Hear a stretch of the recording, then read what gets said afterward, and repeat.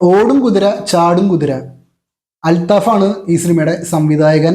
Cast വരുന്നത് ഫഹദ് ഫാസിൽ, അതുപോലെ തന്നെ കല്യാണി പ്രിയദർശൻ, പിന്നെ നമ്മുടെ ലാല്, ജംഗിൾ റമി ലാല്, അങ്ങനെ സുരേഷ് കൃഷ്ണ, അതൊക്കെയാണ് ഈ പടത്തിൻ്റെ മെയിൻ കാസ്റ്റ് വരുന്നത്.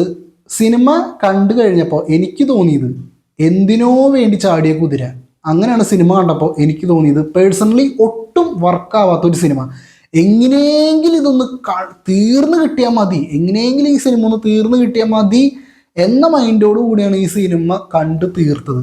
പേഴ്സണലി ഒട്ടും താല്പര്യമാവാത്ത ഒരു സിനിമ, ഒരു മെൻ്റലാക്കുന്ന ഒരു കഥ. എനിക്ക് ഒട്ടും താല്പര്യമില്ല ഈ സിനിമ.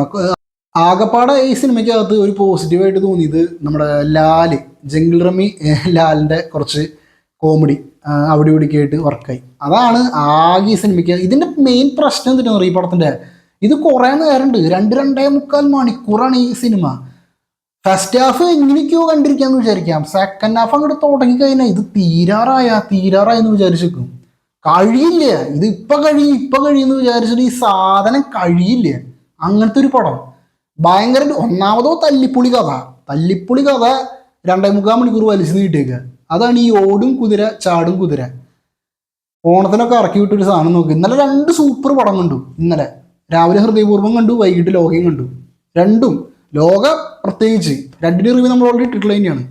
ഇപ്പം ഇന്നിറങ്ങിയ 2 പടമാണ് ഓടും കുതിരയും ചാടും കുതിരയും, പിന്നെ മേനെ പ്യാരിക്കുക. അതെന്താ അവസ്ഥ, മേനെ പ്യാരിക്കുക എന്താ അവസ്ഥ എന്നറിയില്ല. അതിപ്പോൾ 6 മണിക്കാണ് കയറാൻ നിൽക്കണേ.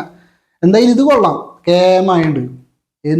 ഒട്ടും വർക്കാവാത്ത വേസ്റ്റ് എക്സ്പീരിയൻസ്.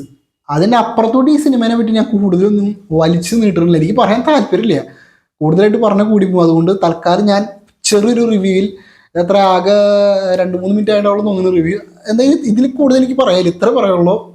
ഒട്ടും താല്പര്യമില്ല, വേസ്റ്റ് എക്സ്പീരിയൻസ്.